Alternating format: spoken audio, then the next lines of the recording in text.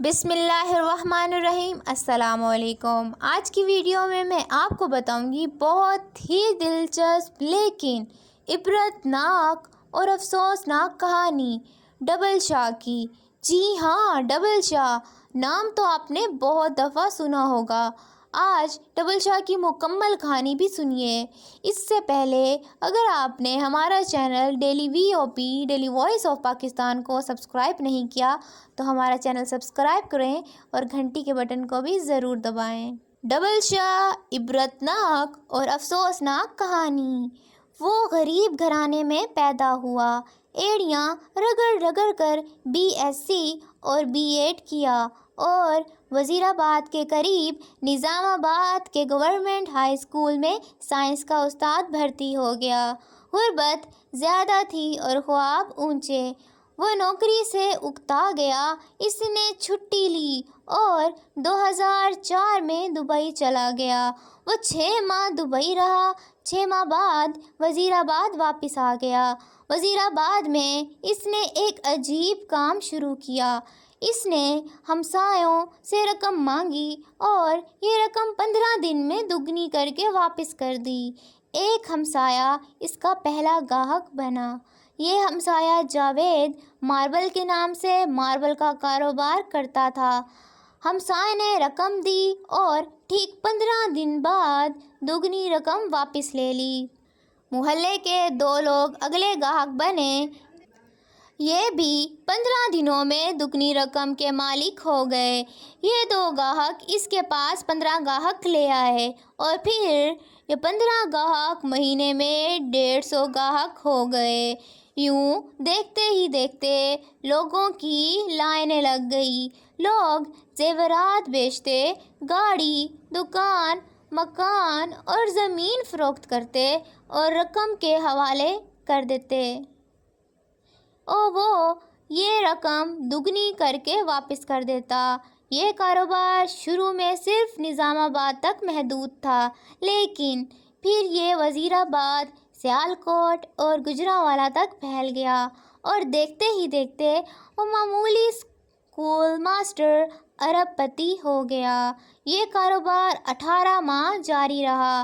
اس شخص نے ان 18 مہینوں میں 43,000 لوگوں سے 7 ارب روپے جمع کر لیے۔ جب کاروبار پھیل گیا تو اس نے اپنے رشتہ داروں کو بھی شامل کر لیا۔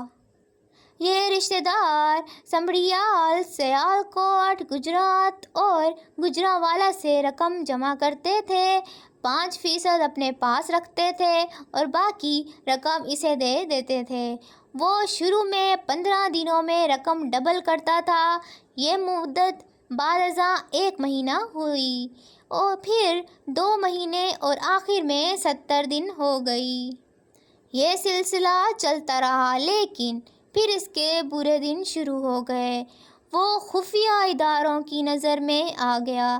تحقیقات شروع ہوئی تو پتہ چلا وہ شخص پونزی اسکیم چلا رہا ہے۔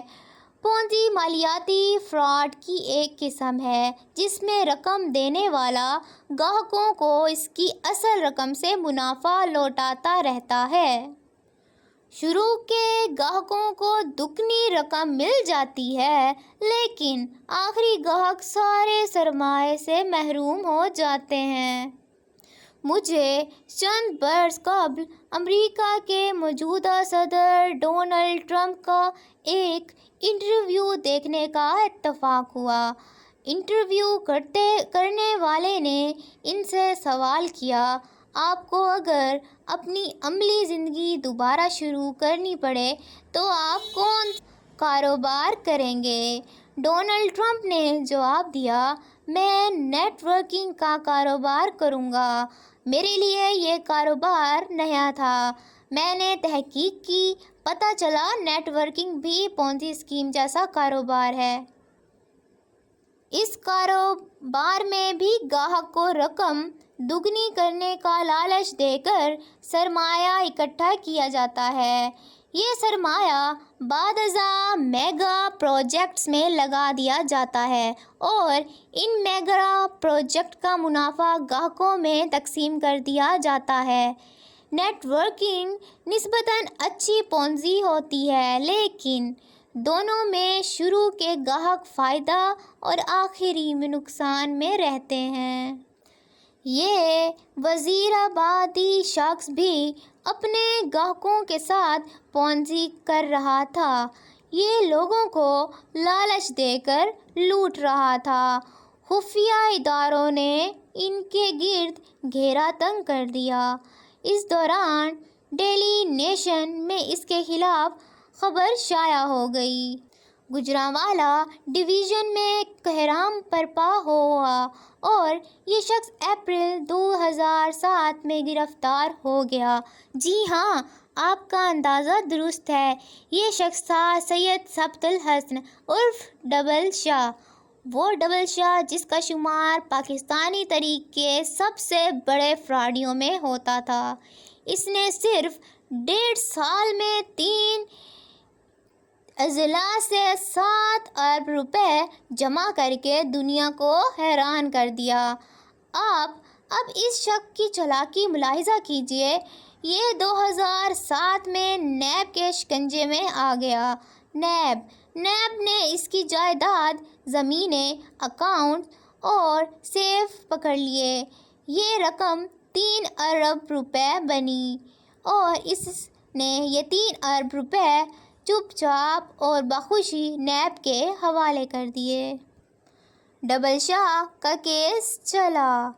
اسے 1 جولائی 2012 کو 14 سال قید کی سزا ہوئی۔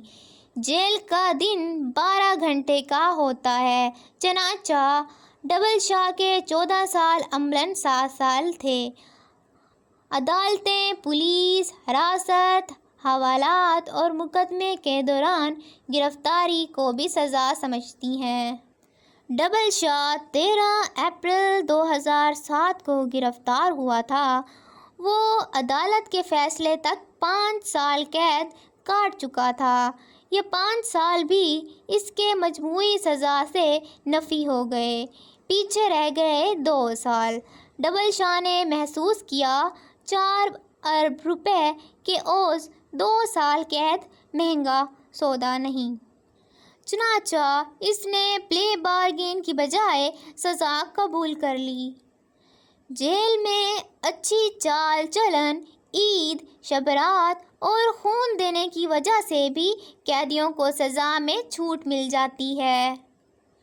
ڈبل شاہ کو یہ چھوٹ بھی مل گئی، چنانچہ وہ عدالتی فیصلے کے 23 ماہ بعد جیل سے رہا ہو گیا۔ ڈبل شاہ 15 مئی 2014 کو کوٹ لکھپت جیل سے رہا ہوا تو ساتھیوں نے گیٹ پر اس کا استقبال کیا۔ یہ لوگ اسے جلوس کی شکل میں وزیرآباد لے گئے۔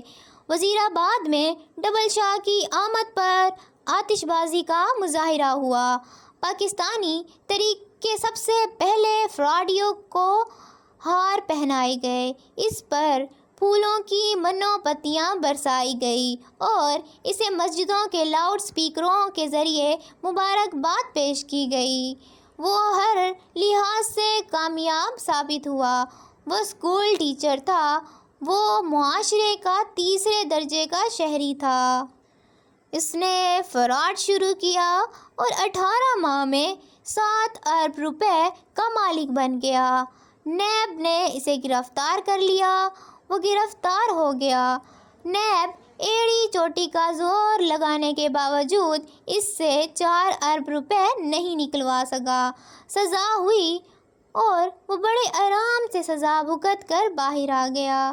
اس نے قید کے دن بھی جیل کے ہسپتال اور 2nd کلاس میں گزارے اور اسے جیل میں تمام سہولتیں حاصل تھیں، چنانچہ وہ جب رہا ہوا تو وہ مکمل طور پر کلیئر تھا۔ اس نے اب کسی کو کچھ ادا نہیں کرنا تھا اور نہ ہی پولیس اور نیب سے تنگ کر سکتی تھی۔